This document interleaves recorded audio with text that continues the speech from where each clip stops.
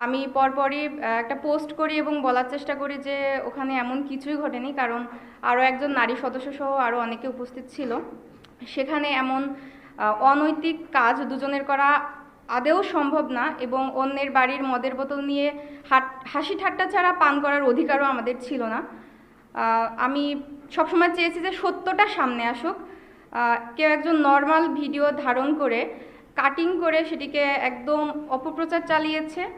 আমার সম্মান, আমার পরিবারের সম্মান সহ এতদিনের শ্রম, এতদিনের মেধা এবং স্বপ্নের সংগঠনকে ধ্বংস করার চেষ্টা করেছে।